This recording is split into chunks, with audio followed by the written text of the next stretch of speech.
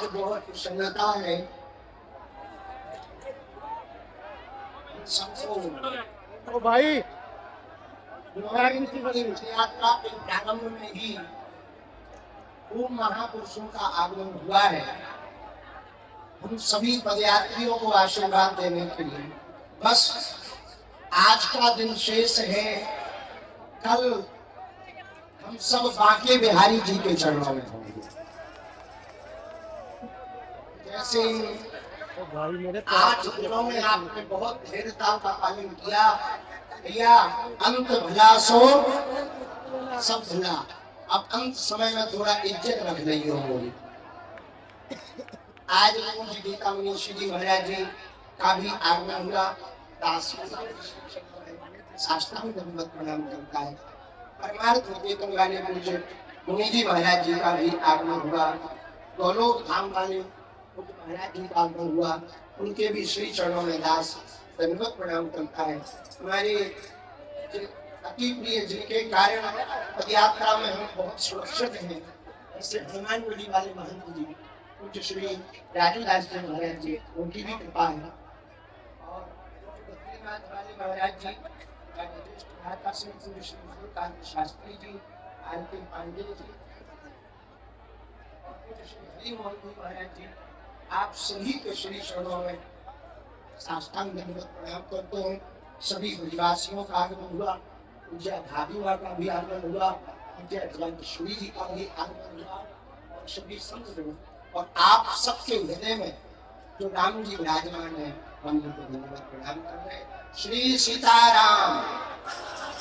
अरे जरा जोर से तो बोलो। साधु जी, साधु जी, कल की पदयात्रा हमने सबने बीच में न बजा के आरती हो रही। कल की पदयात्रा किसानों के लिए हम सबने समर्पित की थी। आज के 9वें दिवस की पदयात्रा ब्रजवासियों के लिए समर्पित की जाए, क्योंकि बालाजी का मिलन बांके बिहारी से होना है।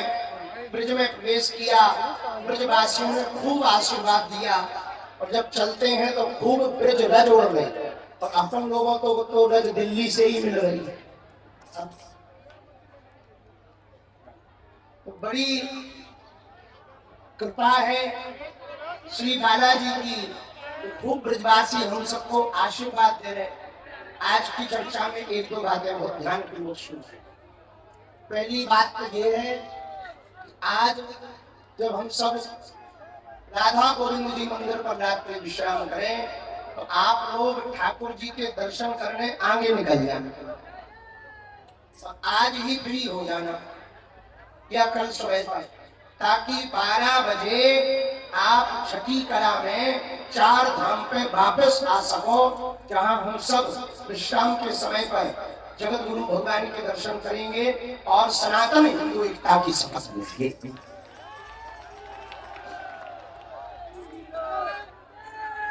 कुछ लोग तो छठी करा, बाकी हमारे चेला तो महान है ही है, उसमें हमें 1% संदेह नहीं है। ये बात हम ना भी कहते तो तुम पहले ही पहुंच जाते।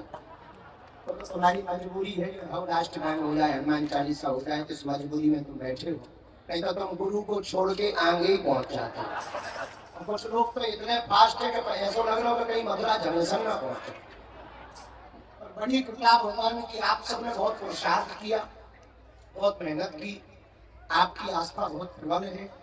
एक बात हम कहना चाहेंगे, आपने ये जो पदयात्रा की, ये पदयात्रा कल विराम तो होगी, पर तन से विराम होगी, मन से विचारों की यात्रा चलती रहेगी।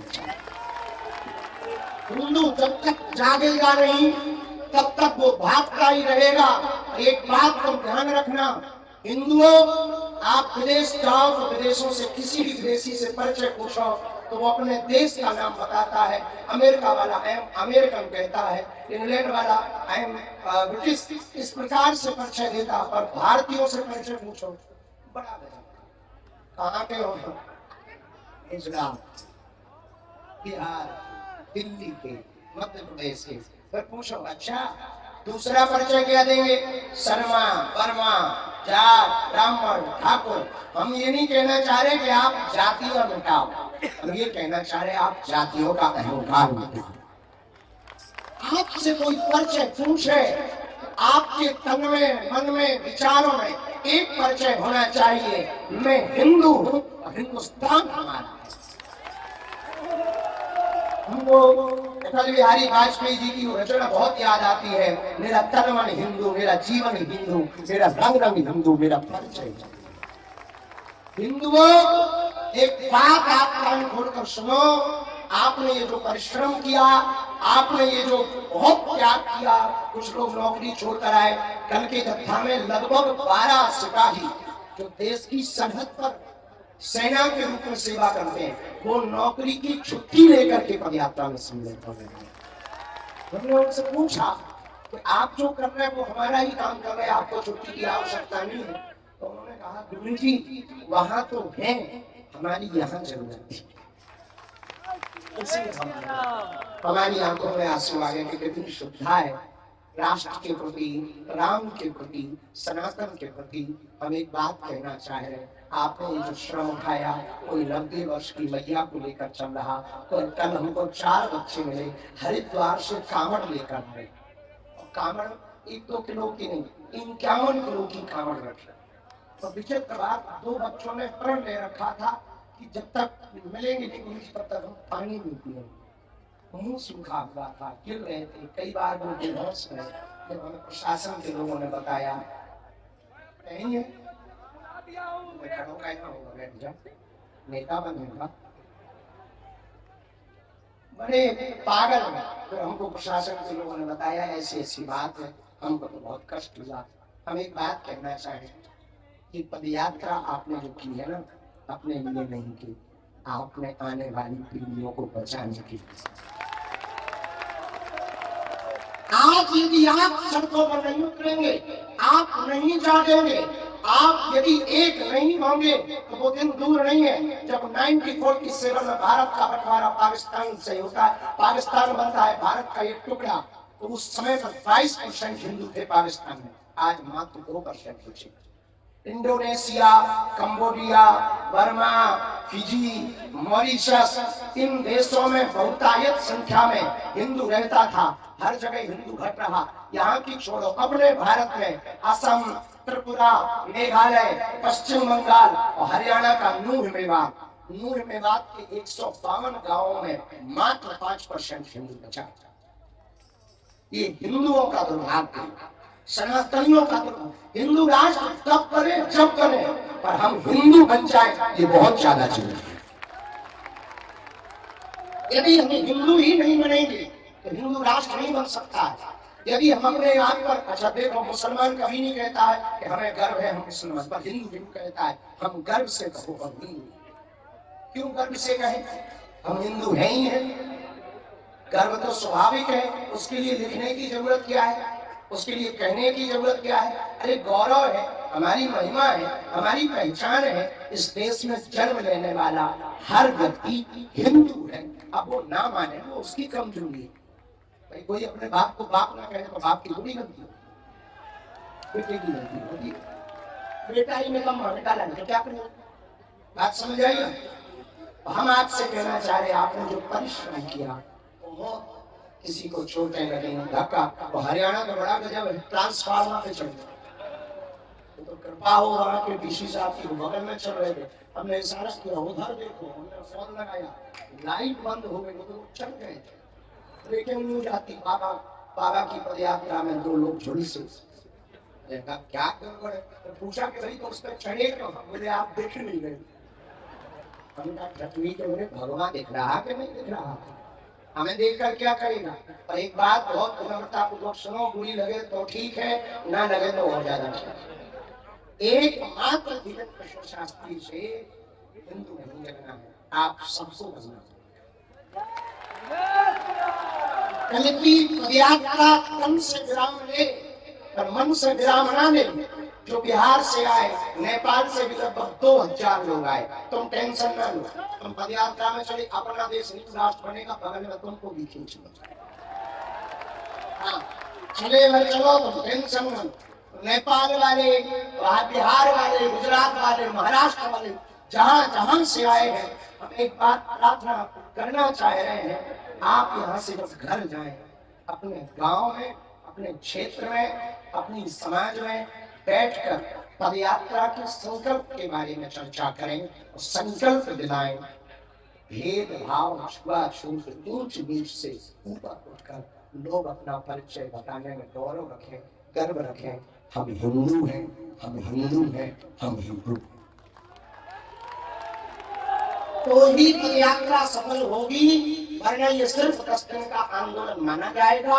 वो हल्ला तो खूब हो गया, खूब संसार है, टीवी वाले आ गए और टीवी पे आ गए, टीवी वाले भी आ गए और टीवी पे आ गए, और जो पदयात्री है वो भी आ गए। तुम चले भी जाओगे, खूब पूरी वालों ने पूरी खाई, खूब आनंद लिया, सेल्फी वालों ने सेल्फी खिंचवाई।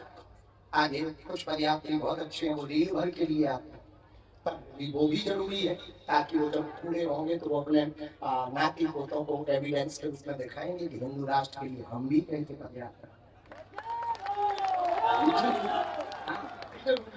और माताएं भी होगी तो दादी बनेंगे, तो वो भी दिखाएंगे। हाँ, हिंदू राष्ट्र में एक बात हम कहना चाह रहे हैं, आंदोलन 10 दिन का होता है, आंदोलन जीवन के लिए होता है। अब सनातनियों को आंदोलन की आवश्यकता नहीं है, सनातनियों को आंदोलित होने की आवश्यकता है। हिंदू एकता का मतलब हमें किसी को काटना या मारना नहीं है। हिंदू एकता का मतलब कि यदि छेड़ोगे तो छोड़ा तो नहीं जाएगा, ये बात तो है। हिंदू एकता का मतलब हम अपनी संस्कृति को बचाएं, अपनी परंपराओं को बचाएं। हिंदू एकता का मतलब संत और ग्रंथ के अनुसार जीवन को जिए। हिंदू एकता का मतलब भारत को कचवाई हिंद नहीं, भगवाई हिंद होते हुए देखें। लोग हमसे कहते हैं, बहुत से बुद्धिजीवी खूब कौन से पूछते, अभी कल एक बुद्धिजीवी हमारे बगल में बैठे थे, बड़े माइंडेड हैं, उन्होंने IIT कर रखी है किसी बहुत बड़े कॉलेज से। उन्होंने कहा कि इससे होगा क्या? हमने कहा ये बताओ, गजवाई हिंद से क्या होगा? तो बड़ा बुरा बोले, नहीं हम तो दोनों के ही पक्ष में नहीं, हम तो थोड़ा अलग माइंड के आदमी हैं। हमने कहा तुम अपसेट माइंड के आदमी, तुम्हारी बुद्धि खराब है, तुमको ज्ञान का कीड़ा काट रखा है, सेक्युलरिज्म का कीड़ा काट रखा है। बोले हाँ मैं वही कहना चाहता हूँ, मैं सेक्युलर हूँ। हमने कहा ठकली के बड़े, ना तो इधर हो ना तो उधर हो, बीच के हो। बीच का कौन होता है समझ जाओ। उसको और बुरा लगा, भड़बड़ा गया। बोले आप हमें बनाना क्या चाह रहे हैं? जय इतना भड़क गया, इतना भड़का, पूरी पदयात्रा में कुछ नहीं बोला। हमने 2 बार चाय भी चुपचाप पी ली उसमें। हमने बेटे चाय पी और राय ले, देश में रहना है, हमारे साथ चलना है तो चाय भी ले और चर्चा गाय की कर। फिर वो जाने लगा तो फिर हमने उसको कहा, हम कहा my dear you come here but we को बोले हाँ सुनो, हम इस देश में एकता क्यों चाहते, यही कीड़ा है ना तुम्हारे अंदर। उत्तर सुनो, कुछ लोग इस देश के तिरंगा में चांद देखना चाहते, हम चांद का तिरंगा देखना चाहते। ये चाहिए। बोले इससे क्या होगा? उनकी एकता से यदि कास्टिज्म शून्य होगा, राष्ट्रवाद बढ़ेगा। कास्टवाद शून्य होगा तो जातियों में बटे हुए व्यक्ति ऊंच नीच, अंगड़ा पिछड़ा, जात पात की लड़ाई में अपनी एनर्जी खत्म करने की बजाय राष्ट्र को आगे बढ़ाने में अपनी ऊर्जा को लगाएंगे, भारत विश्व बनेगा। हम ये करना चाहिए। आज भी गाँव में कई विवाहों में घोड़ियों पर नहीं बैठने दिया जाता। आज भी गाँव में भेदभाव के नाम पर बांट दिया जाता। इसी छुआछूत और भेदभाव में सनातन से कई लोग विमुख हो गए। कोई बुद्धिस्ट बन गया, कोई हरी उल्लाह वाला बन गया। सनातन की सबसे बड़ी कमजोरी है, इस्लाम धर्म को कोई स्वीकार करे तुरंत चच्चा जान हो जाता है, अम्मी जान हो जाता है। कोई ईसाई बने तो वो सर, मिस्टर, सिस्टर हो जाता है। पर कोई हिंदू धर्म में रहे तो या तो वो जाट हो जाता है, या बर्मा रहता है, या शर्मा रहता है, या क्षत्रिय रहता है। हम ये कहना चाह रहे, ना तुम बर्मा रहो, ना शर्मा रहो, ना क्षत्रिय रहो, ना वैश्य रहो, ना शूद्र रहो, तुम पहले हिंदू रहो, तुम पहले हिंदुस्तानी रहो। बात में कुछ भी इसलिए एक बात और हम अपनी बात विराम करने के पहले कहें, वो दिन दूर नहीं जब तुम्हारे गली मोहल्ले में भी बम फूटेंगे, उनके डॉक्टर भी फोड़ दे और अपन नारियल फोड़ फोड़ के मरे जाए। उनमें और हमें कितना अंतर है? वो बम फोड़ने पर भरोसा करते, हम लोग नारियल फोड़ने पर भरोसा। इसलिए वो मार देते, हम लोग गिनती करते रहते, हम लोग गिनती भर करते रहते हैं। हमने स्पष्ट रूप से इस्लाम धर्म की पूरी कौम से कहा कि तुम हमारे विरोधी नहीं हो, न हम तुम्हारे विरोधी हैं। और यही वो हिंदुस्तान है कि बंटवारा जब हुआ, ये बात बहुत दृढ़ता पूर्वक सरदार वल्लभ भाई पटेल ने अपने भाषणों में कही है। वल्लभ भाई पटेल ने 1947 के बाद कहा कि इस देश में, हिंदुस्तान में रहने वाले आधे से ज्यादा मुसलमानों ने जिन्ना के साथ खड़े होकर के पाकिस्तान की मांग की थी, पर दुर्भाग्य ये है जिन्होंने मांग की थी वो सबके सब पाकिस्तान नहीं गए। जब तुमने मजहब के नाम पर देश मांगा तो तुम्हें जाना चाहिए, कोई बात नहीं, रह गए और अच्छी बात है। हमारा तो वसुदेव कुटुंबकम का सूत्र है, हमारा तो वन वर्ल्ड वन फैमिली का सूत्र है, एक विश्व एक परिवार का सूत्र है। तुम रह गए, कोई दिक्कत नहीं। पर एक बात, हम अन्य देशों से आए हुए रोहिंग्यास, बांग्लादेशी शरणार्थी जितने भी हमारी बात को सुन रहे हैं टीवी के माध्यम से, हम एक बात तुमसे कह दें, कान खोलकर सुनो, भारत एक देश है, कोई धर्मशाला नहीं है। तो आप यहाँ शरण लो, और शरण भी लो तो कायदे में लो। और इस्लाम धर्म के सभी लोगों से हम कहेंगे तुम हमारे हो, इसमें कोई संदेह नहीं, हम भी तुम्हारे हैं, इसमें भी संदेह नहीं। यदि हम विरोधी होते तो अब्दुल कलाम को सलूट ना करते, रहीम रसखान के दोहे ना गाते। हम रसखान के भी दोहे गाते हैं, अब्दुल कलाम को भी सलूट करते हैं। पर आप अपने युवान बच्चों को समझाओ कि वो डॉक्टर की पढ़ाई पढ़ करके भी आतंकवादी ना बने, अब्दुल कलाम बने। ये बात अपने युवाओं को समझाओ, अपने बच्चों को समझाओ, क्योंकि ये देश बाबर का नहीं, रघुवर का है। जिस भूमि में हम लोग खड़े हैं, उनके एक भैया है, दाऊ भैया, यदि हल मूसल उठ गया तो बेटा तुम्हें लाहौर में जगह मिलेगी। हाँ, बाद में मत कहना। और जिन्हें अभी महाराज जी ने संकेत किया, परमात्मा के दरबारे पूज्य महाराज जी ने, कि कुछ लोग इस देश में ऐसे हैं, खाते भारत का है, गाते पाकिस्तान। वंदे मातरम क्यों नहीं बोलेंगे आप? राष्ट्रीय गीत है क्यों नहीं बोलेंगे? भारत माता की जय क्यों नहीं बोलेंगे? भारत मातृत्व प्रधान देश है, यहाँ गाय को भी माता कहा जाता, गंगा को भी माता कहा जाता, यमुना को भी माता कहा जाता, गायत्री को भी माता कहा जाता, और हमारे देश को भी भारत माता कहा जाता है। आप जय क्यों नहीं बोलोगे? तो कुछ मजहबी कट्टरपंथी कहते नहीं, हम जय नहीं बोलेंगे, ठगनी के बारे में। तो रहते कहाँ? लाहौर की टिकट कटवा लो, फ्लाइट ले लो बेटा। जब तुम्हें भारत माता की जय बोलने में दिक्कत है तो यहाँ काहे को है? भैया हम तुम्हारे विरोधी नहीं, पर एक बात हम फिर हिंदुओं को कहेंगे, हमें इन बातों पर भी ध्यान नहीं देना। हिंदू वो नहीं है जो मुसलमानों को गालियां दे, हिंदू वो है जो सनातन को तालियां दे। हमें इस्लाम या ईसाइयों का विरोध नहीं करना हिंदू एकता से, हमें अपनी संस्कृति को बढ़ाना है, अपने बच्चों को पाठ पढ़ाना है, घर पर भगवा ध्वज लगाना है, गांव से भेदभाव छुआछूत मिटाना है, और भारत को भव्य बनाना है। और उसके लिए सब संघ बड़ी कृपा करके कष्ट पा रहे संत फिर भी चल रहे। माँ बद्रीनाथ वाले महाराज जी की तो नाक से खून निकला। हमने कहा कि बहुत गर्मी है, आप रुक जाओ, नहीं माने, बोले नहीं हम चलेंगे। महंत राजू दास जी भी, माधव भैया भी, और सब संत बहुत कष्ट पा रहे, फिर भी सब संत, ये जो आज पधारे ये भी कोई कई हजार किलोमीटर से पहुंचे, दांतों पर चलकर आए। महाराज जी भी बाहर थे, वो भी कृपा की। महाराज जी तो विदेश भी गए थे, विदेश से चल करके महाराज जी आए। लेकिन ये किस लिए आए?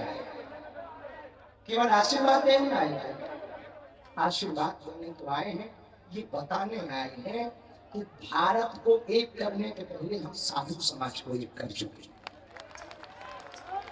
हमारे सब महापुरुष एक साथ इसलिए खड़े हैं, सब संत एक साथ इसलिए खड़े हैं कि ये जो काम है ये देश के लिए है, ये जो कार्य है एकता का आने वाली पीढ़ियों के लिए है। हमारी हाथ जोड़कर प्रार्थना है सभी पदयात्रियों से, आप घर जाएं, ये विचार लेकर जाएं, भारत को छुआछूत भेदभाव मुक्त बनाएंगे। कोई पूछेगा तो परिचय हिंदू हिंदुत्व बताएंगे, घर पर भगवान लगाएंगे, माथे पर टीका लगाएंगे ताकि सनातन टीका न हो। और जब किसी हिंदू पर कोई विपदा आएगी तो सबसे आगे आएंगे। बस इन विचारों को आपको घर ले जाना है और कल से इसी पर कार्य करना है। आज रात को हम आपको राधा गोविंद जी मंदिर में मिलेंगे, क्योंकि आज बहुत लेट हो गए हैं, थोड़ा चलना जरूरी होगा, समय पर चलना जरूरी होगा, जल्दी चलना जरूरी होगा, तो थोड़ा स्पीड से चलेंगे। दोपहर का भोजन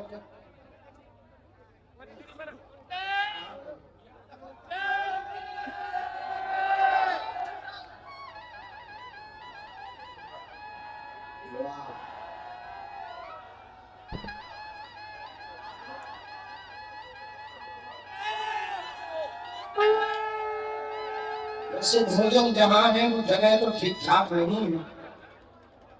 जब इन्होंने नाम लिया तभी हमारे मुंह से बाहर निकला अकबरपुर।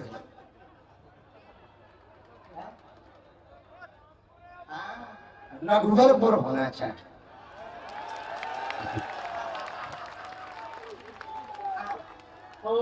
तो आपको नाम यदि हम नेताजी होते तो अभी छोड़ देते।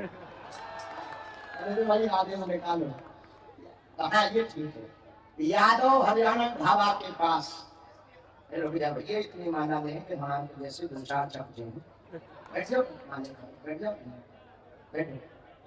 तो आज दोपहर कितने किलोमीटर है? 7 किलोमीटर के बाद दोपहर का प्रसाद पाएंगे। इसके बाद में तो सायंकाल में राधा गोविंद जी मंदिर पर पहुंचेंगे। वहां पर रात्रि में आगे की आज की चर्चा करेंगे। फिर सुबह की चर्चा रह गई वो हम सब फिर करेंगे। अभी शपथ सामूहिक अर्जी और राष्ट्रगान रह गया है। सब लोग हाथ आगे बढ़ाओ।